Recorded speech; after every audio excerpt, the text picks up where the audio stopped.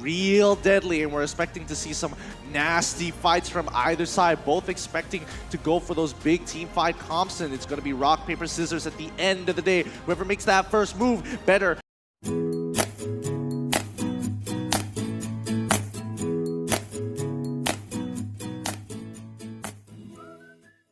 Oh my goodness, only one may survive here. Is it going to be See You Soon who's going to get that match point? Let's see. Not match point. It's going to be win instantly if See You Soon wins here. Let's see what happens. Upatizi actually with the Farsa in the gold lane here. Beatrix going into the mid lane. I do love the adjustment coming out from the side of Red CANIDS. Putting the Farsa in the gold lane role means that you can lane against this Clint. Not as much as Claude versus Farsa matchup, but it still does the job. And Frost can be aggressive. In a way, they are actually being defensive this time as they protect their lane. Well, absolutely. I was kind of expecting Frost to actually flicker in for Foxy to same. force him out, there. But okay, so far so good. Playing it nice and slow. Akashi taking a bad trade probably at level 1 against Felix. That's going to cost him his laning phase. So the danger with picking the Lapu-Lapu, as it makes a lot of sense against the marksman and the mage from the backlines of Red CANIDS, it doesn't have the best matchup against the Barats in the mid game. Surely in the early game, maybe you can bully the Barats out, but eventually the Barats will be just so happy you jumping in front and maybe popping the Daytona's welcome so easily. And yeah, the Barats, the first pick Barats from Red CANIDS now makes a lot of sense. Yeah, I feel like it's much more of a skill matchup right there in the top side, For right? sure, It really depends on how you use the dash, because it can be said as well, like, Death's Welcome can be easily dodged because of that dash, because of the mobility, I should say. But look at that, Red CANIDS already going to the bot side. Yep, they're going to attack Rune, and straight away Upatizi is going to go Wings by Wings to get aggressive. Luna actually going forward to maybe punish this, but here comes Roger already. We're seeing Tempest of Blades going in from Junstar. He needs to get on out of there. Can he make it? Yes, he does! The auto attack is following him, and he manages to survive it just in time. Oh my goodness, now Roger will look to go and punish and take away the jungle. That was too nerve-wracking. Thank God Jumpstyle had the regenerate, but Felix already with the Bravest Warrior going to be zoning out Akashi. That was beautiful, honestly, by Sisu, knowing the composure. Just stay calm. But Red CANIDS, they overextended. They overcommitted 100%. Luna went in, but a lot of them weren't on the same page. I think it is not the... I don't know what to say, because it's a risky play. That's a risky play. It can work. It can also just completely fall. Yeah. But no one wants to just... The communication isn't there to pull that off, you know? That's the gold lane. You have 25% damage reduction in there. So even when they landed that stun in good layering of their stuns, I mean, it will not even be a kill for sure, because there are a lot of members of CSN in there that they can easily punish. Well, speaking of clearing soon, Luna is taking a good amount of damage as the Yin Yang Overturn has been used on top of him, which is pretty good for the Red CANIDS. If they want to force out a fight, now would be a pretty good time. But now things are going back to normal. The reset is happening. Red CANIDS going to play for that slow roll. Absolutely. And now in that top side, Felix just bullying Akashi one level ahead as Upatizi is in that bottom side getting bullied. Now, look at how Siusun is splitting up the map, all right? Same thing again as the last game, all right? The XP lane, self-sufficient going in, and Siusun have actually been able to get that lead, and boom.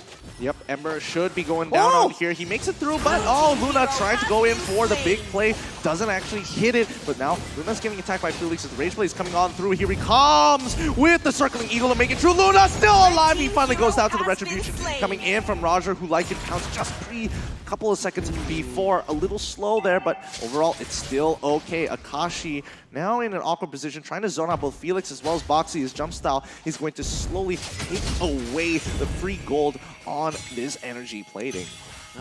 Sweaty game, sweaty clash in the mid lane. Imagine if Upatizi found that the stun from Luna connected under the turret, he could have popped the ultimate and maybe they could have punished, but it wasn't the case. I mean, the pressure is there, the nerves are getting into Red CANIDS. They needed to reset, maybe get better communication all throughout. I mean, they have a good draft. It is very possible. It's very winnable for them despite trailing 1,000 gold in the early stages of the game. All they have to do is just regain composure. Now, speaking of which, they're trying to punish Boxy here, who pushes out of the way. Here comes the Tempest of Blades here, Circling Eagle getting on top of Luna. So far, Luna could look to maybe push them back, but wow, who've barely taken any damage coming in from Frost from a full Nibiru's Passion just kind of shows to you the buffs on Roger's Wolf form. That's the thing. Got very tanky. Absolutely, and the thing is, right now, for the side of Red CANIDS is they're trying to force a lot of these fights, all right? What I want to give credit to them just now is that when Siusun went to the bottom side, Red CANIDS instantly responded with Ling going to the top side, soaking in that gold turret. But now they are relying on, again, looking for these pickoffs. They need to know that Siusun, when Boxy goes for those crazy plays into the jungle, they are around him. No. That's something that Red CANIDS needs to understand by now. They need to play around that. They can't really go for those crazy engages knowing full well that Siusun has the lead at this moment. Exactly. And with Red CANIDS that right now, what they can do is to just try to prolong the game. They have Farsa as well as Beatrix. They have to keep both of them so that they can clear waves constantly. A swoop! They're so deep into the enemy lines here. They wanted to go for the circling eagle onto Frost, and even Lycan Pounce chasing him halfway across the world. Haven't seen one of those in a long time, but here we go. Jumps down as well as Akashi playing it nice and slow, nice and easy. This is good. Technically, for the Red CANIDS. If Luna just found out that that was really what happened, the invulnerability frame of the Lycan Pounce, and then he just uses the I'm offended passive, one of the best moments for Red CANIDS is they will be able to punish Boom under the tier 2. Unfortunately, it wasn't the case. But then again, Red CANIDS, they're quite happy with this. They kept themselves alive for the past 2 minutes of the game. Now they're going to be punishing down bot side, getting the first turret of this game. Feather airstrike on Boxy so far. Okay, Boxy just goes down here. No guiding wind. I think he was overly confident. He even has the flicker, so not entirely sure how that panned out for him. That's a little unfortunate, because now Frost will continue to get mid priority here. Top side isn't getting dove just yet, but wait, top side. Oh, looks like jumps down Akashi. They could potentially go for this. It looks kind of good.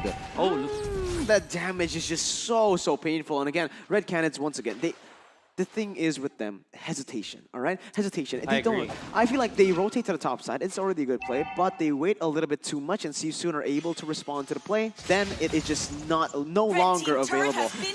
And look, because of that hesitation earlier on, they could have maybe just forced Clint out of the turret. With that, they can set up for Turtle. Now that their Clint has just been left all open, it is him taking the turret and the pressure in that top side. Yep, the Red CANIDS now 4 members on the top side, with Ling going to be pushing down on bottom side. Jumpstyle doing a good job as they sacrifice this turret. Now the Red CANIDS want to slow them down as much as they can. That's why they got Frost and Upatizi sitting here. And they're waiting for the opportunity as Box brings them in. Gets hit by the Beer's Passion. Feathered airstrike will almost secure that kill, but now they're focusing back on towards this wave here. Frost doing a good job. But Boxy, he's getting a little too trigger happy with the circling eagle. Very close for Red CANIDS, but as expected, the early game tempo that Siusun can play with is just way too good. Their composition is really tailored towards winning the early stage of the game. So far, they have amassed 2.6k lead. They want to stretch this lead. Well, for Red CANIDS, all they have to do is to keep this mid lane turret alive. No matter what happens, save it. They have the resources to do so. They have both the Farsa and the Beatrix. As long as they clear the waves in that area, they're going to be okay. And that also means that Jumpstyle will at least have his jungle to farm. Yeah, a good thing about Jumpstyle is that from the side of Siusun, they don't really have anyone to lock him down. So technically in these fights, he is free to roam, right? You can see many times he's actually been caught out of position, but still was able to run away because there's no single target lockdown, stun, CC, anything of that sort. And now it is going to be a fight. Yep, Feather Airstrike already going to be popped out very early on here. And Siusun just back away. They don't need to really do anything. They don't have the position to get on top of them. However, we're seeing Jumpstyle once again split pushing till his heart's content. Luna coming up to match here. And Jumpstyle, he sees Ember. He's like, hello, goodbye. Yeah, Ember doesn't have a threat. You were quite on point, guys, when you said that there's no lockdown on the side of Siusun to contest this Ling, and that's probably why Red CANIDS instantly blocked the Ling a moment's notice and when the picks turned into their favor. However, it doesn't mean that they automatically win this. Still very difficult for them to farm, especially from this Farsa as well as this Beatrix. They kind of share the same gold now since the pressure from Siusun was great. The map control is there. Akashi going to reveal himself down on bottom side here. Let's see if Siusun wants the match. No, Boxy opens up the map real quick. He's going to get hit by Frost for a couple of times, but he doesn't mind. He's got favor. He can keep himself nice, topped off, and healthy. His Lord going to be the next objective here. Akashi going to maintain his stack so far, but let's see how this plays out. Let's see. Okay. Oh, there you go. Boxy goes in. Yep, Boxy already going in. Luna. Oh, Rage Play going going straight in towards that backline. Luna's in trouble. Can he get this I'm offended off in time? No, he doesn't even bother. Feathered Airstrike trying to get them out of there as Akashi moves away. There we go, the big play. All of a sudden, USA jump style, securing the kills. He's already found 2 in the bag here. Nicely done coming in from the red CANIDS. Oh man, that was a really good re-engage onto the fight. You saw See You Soon. This is one of the mistakes that they keep on making, over-committing when they don't need to. They already they got Luna low, and now Felix goes in. Yep, he wants to get on top of Frost so far. The base blade is doing just enough work here. Can he get the damage? No, he cannot secure it onto Frost. Now Rune is taking a good brunt of it. Do they want to re-engage Upatizi? He might be in some trouble. Circling Eagle, bringing Felix in, but it's not enough. Luna. Justice Blade Luna has bought him just enough time with the I'm offended. Again, See You Soon. Too many overcommitments in that previous fight. They got Luna low. They should have just went for the Lord, but instead they went even deeper, and Red CANIDS were able to take the victory. Now, knowing full well that Red CANIDS are low, they are going to keep on going. Yep, they're going to continue this. Jumpstall's looking for opportunities. Luna sacrifices life. Yang overturn coming in for Ember is going to be more than enough to take him out. Akashi, small boy, doesn't have enough. Circling Eagle's going to push Jumpstall out of it. He quickly goes into the Blade of Tempest. They have to give up Lord here. They cannot sacrifice any more than this. Upatizi moves away. That was beautiful, honestly, by See You Soon. An early mistake for them, but the Red CANIDS made the same thing. It's going to be See You Soon capitalizing on that fact, and now they're running wild into the jungle. Oh no, well, they're losing their purple buff too. It's important. The purple buff is an objective whenever there's a link game. You saw how the See You Soon squad was able to just punish the fact that Red CANIDS were all low. I mean, even Luna did not go home. He's at half HP. There's no way Red CANIDS could have fought there. And Jumpstyle tried to go for the cheeky play of trying to steal the Lord, but it was far too early and was duly punished by See You Soon. Popping his ultimate up, very low, maybe a 10% HP, had to back down, and now that's the Lord for See You Soon. How will they be able to capitalize though? I would say for Red CANIDS, quite safe. They have Beatrix as well as the Farsa, and so far Upatizi has been good on the defense for Red CANIDS. I think it's too early for See You Soon to really do too much with this initial Lord push. They should be able to take at least bottom tier 2 at the very least and open up mid tier 1, then start pressing their lead. But let's see how bottom side is playing out here. Looks like the Red CANIDS are kind of in the middle of something here. But yeah, they're going to be zoning it off, bringing that first wave, and all of a sudden Kagura gets this kill on towards Lynx on the mid side here. Upatizi is going to try and shred away at the Lord ever so slowly. That is brilliant. Again, See You Soon, they have a way of just chaining these objectives time and time again. It's the 12th minute of the game. 4,000 gold lead, 5 turrets have been taken away. This is honestly just See You Soon at their best. They chain these objectives via the pressure that they assert into the enemy alliance. Yep, Bennett's Rage coming through to try to make something happen. Feather Airstrike as well. Luna finds the initial catch on towards Foop's side, but he rolls on out of there in his Lycan form. Upatizi back to clearing up these waves. This is a very slow roll. Low kill count as well. 12 minutes of the game, 4-4. Oh, 4-4, Yeah, but the lead is 4.9k already. This is what See You Soon really likes. The fact that they also took down the tier 1 in the mid lane, and also this opens up the jungle of Red CANIDS, which means that the orange and the red buff of Red CANIDS will always be threatened by See You Soon. And the way that they're moving, I love this a lot. If you're See You Soon, they don't want to let go of this lead that they have taken. They're waiting for the next Lord to happen, and the real way for them to do it is to just push the waves against Red CANIDS all the time, take their orange buff as well as their purple buff, then eventually wait for the Lord which will spawn in 90 seconds from now.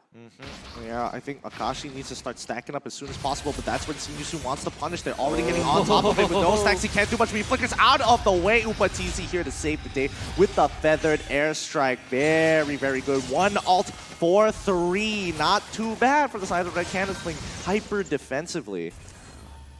And speaking of just hyper defensively, how can they actually move towards the Lord area? I'm not entirely sure how many seconds they still have until the purple buff resets. I would say that since the vicinity of the Lord is far from the base of Red CANIDS, you absolutely need that purple buff. And look at them go. They're really positioning themselves around this purple buff, making sure that the next spawn will be theirs. They're doubling down here. Boxy is taking quite a bit of damage, but Luna once again getting hit by pretty much everything at this point. Circling Eagle is coming on through, but you can see that Red CANIDS is just giving this up. Bennett's Rage and even Feathered Airstrike coming down. Jumpstyle actually taking a good majority of that damage as Rune has his eye set for him. Oh, can they punish Boxy here? He takes 2 shots, but you can tell Upatizi has definitely scaled well in this game. very well into the game, okay? This is where it gets really, really hard, all right? Upatizi with the damage, but also Hoove, Rune, and Ember. You can see even Akashi couldn't withstand the burst coming in from Ember, all right? So this is all gonna come to the matter.